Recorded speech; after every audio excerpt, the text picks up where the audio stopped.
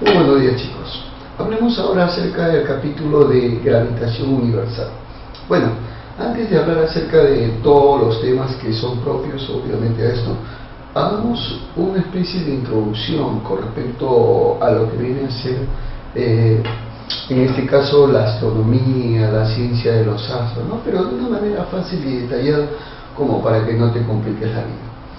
Bueno, primero mira, nosotros recordamos por ejemplo que desde las épocas primitivas o desde las épocas antiguas el hombre siempre ha tenido curiosidad por conocer el espacio, ¿no?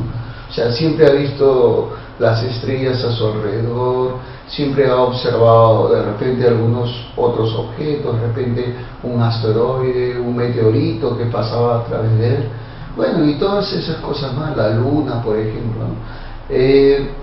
Todos esos detalles, por ejemplo, son descritos por medio de esta ciencia conocida como la física y bueno, obviamente apoyándose en la astronomía. Pero bueno, hubieron diferentes tipos de precursores que dieron este concepto muy bonito para nosotros. Por ejemplo, el primer concepto aceptado, en este caso por Aristóteles, y el cual lo pudo fundamentar, fue el de la teoría geocéntrica, o sea que el planeta Tierra es el centro de todo el universo, ¿no? Bueno, hubieron lógicamente diferentes tipos de científicos que se opusieron a tal teoría, pero ¿sabes cuál fue el problema? Que durante la época de Aristóteles y para adelante, estamos hablando de cerca de 2000 años, donde la ciencia se fue obstaculizada por medio de, en este caso, la gran Iglesia Católica, que no permitió que otras teorías se fundamentaran, porque ya tenían su propia teoría de que la Tierra era el centro del universo, y por eso que grandes científicos eran, en este caso, quemados vivos, ¿no? Y llevados a la hoguera para obviamente su póstumo juicio.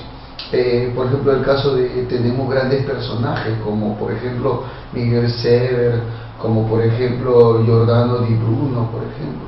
E inclusive Giordano Di Bruno era un excelente astrónomo, tanto así que su modelo era mucho mejor que el de Copérnico, imagínate. También por ejemplo Giordano Di Bruno se imaginaba de que el Sol era una estrella y como así es una estrella, habían diferentes estrellas en todo el universo, o sea que cabía la posibilidad de que hubiera vida en otros planetas, algo que lógicamente a la Iglesia nunca le gustó, ¿no? Hasta la actualidad, inclusive algunos se oponen de que haya vida en otros planetas.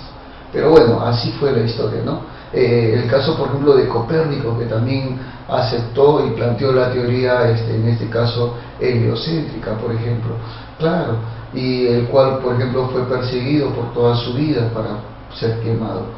Tenemos otro también que aceptó la teoría de Copérnico y que investigó bastante y logró bastante alcance en la astronomía. En este caso hablamos de Galileo, claro, y en este caso Galileo, por ejemplo, nos plantea un modelo exquisito similar al del Copérnico. Pero ¿sabes qué pasa con Galileo?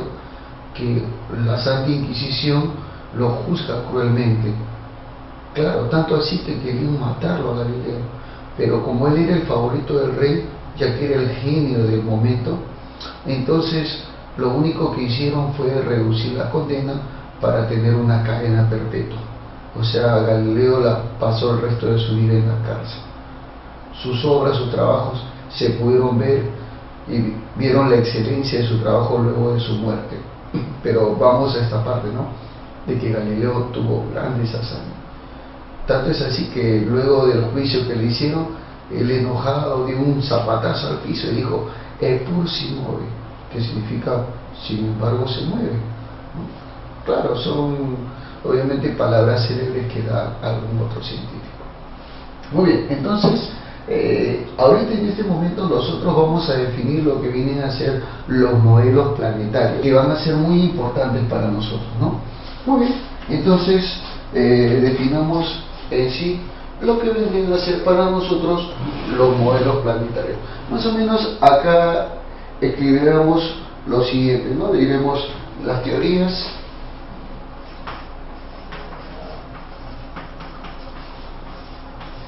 sobre el movimiento planetario.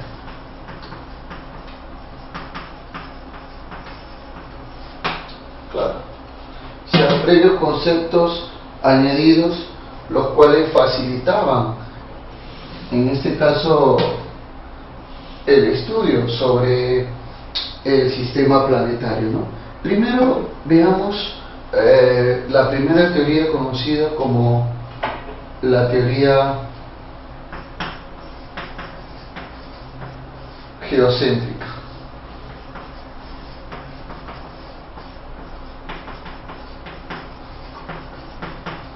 Esta teoría geocéntrica, la cual nos decía que el centro de todo el movimiento del universo era la Tierra. Claro que sí. Este tipo de teoría fue fundamentada en este caso por los antiguos griegos, como te había explicado, fundamentado también por el gran Aristóteles, ¿no? El cual decía, por ejemplo, que la Tierra era centro de todo el universo, ¿no? Imagínate, por ejemplo, acá tenemos a la Tierra, y por ejemplo, la Tierra cumplía un papel importante. Claro, porque, bueno, siendo, por ejemplo, este planeta el que tú estás observando, la Tierra, claro que sí. Entonces, todos los planetas alrededor de la Tierra tenían que trasladarse, ¿no? En este caso, por ejemplo, hablábamos del Sol, que se trasladaba alrededor de la Tierra, ¿no? Eso es lo que creían, en este caso, los antiguos griegos, ¿no? Claro, y otros planetas más, ¿no? O sea, de repente por acá había más movimiento de planetas, por acá de repente había más planetas que se movían, y así es entonces como se sostuvo la teoría geocéntrica, ¿no? O sea, a partir de la cual nosotros planteamos en ese tiempo de que todos los planetas se podían mover alrededor de la Tierra, ¿no? Tal y como lo ves. Eso es lo que se mantuvo durante mucho tiempo. Pero ¿sabes cuál es el detalle? Que hechos científicos hacían ver de que era imposible de que el Sol tenga un movimiento, en este caso circunferencial, alrededor de la Tierra. Es más, otro planeta como por ejemplo, imagínate Marte, por ejemplo Venus, moverse alrededor de la Tierra también era imposible demostrarlo científicamente. Entonces, ¿qué es lo que se hacía en este caso? Bueno, en este caso, por ejemplo, Ptolomeo fue el primero que nos da un nuevo concepto de teoría geocéntrica, ¿no? A la cual se le llama teoría de los egipcios.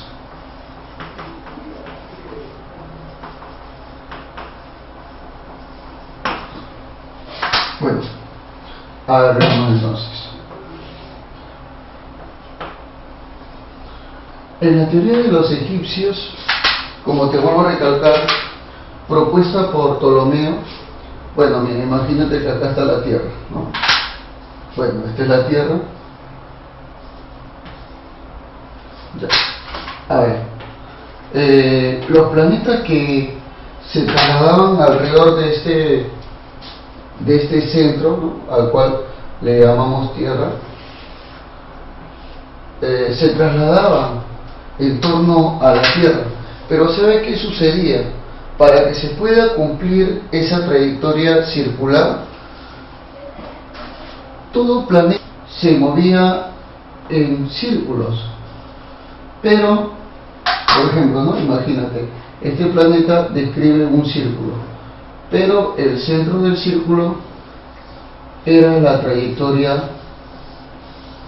circular en torno a la Tierra. ¿Te das cuenta? O sea, todo planeta describía movimientos circulares, pero el centro era el mismo de la circunferencia en torno a la Tierra. Muy bien. A esta teoría se le conoce como la teoría de los epicicloides, o sea, a esto se le llaman epicicloides. Por primera vez, entonces, Ptolomeo plantea esto, ¿no? Un epicicloide. ¿Te das cuenta? Entonces, así es como fundamenta, y bueno, en este caso, satisface más la duda de los investigadores en ese tiempo, para fundamentar que la Tierra era el centro del universo. Bueno, más adelante ya no se puede, porque la teoría heliocéntrica venía con fuerza, ¿no? Entonces, nada más ni nada menos que se tuvo que aceptar la famosísima teoría heliocéntrica.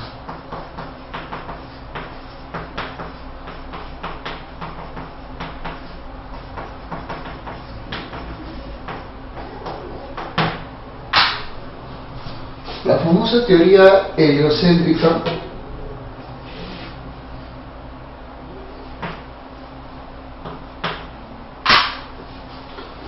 nos habla de que el centro de todo el universo es el Sol.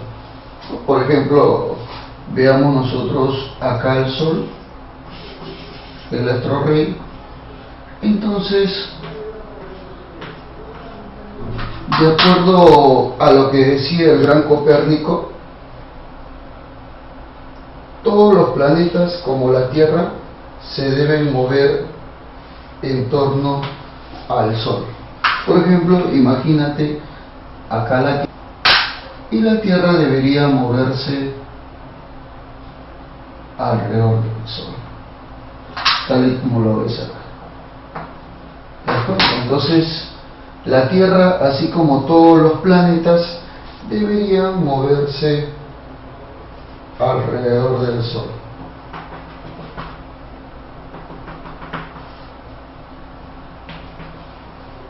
Muy bien. Así como lo estás observando ahí en ese caso, ¿no? Entonces, varios planetas deben representar ese movimiento en el cual todos ellos se trasladan alrededor del Sol. Perfecto. Y bueno, tenemos ahora lo que vendría a ser la teoría actual. Bueno, vamos a fundamentar entonces acá a la famosísima teoría actual. Vamos a poner así. Entonces iremos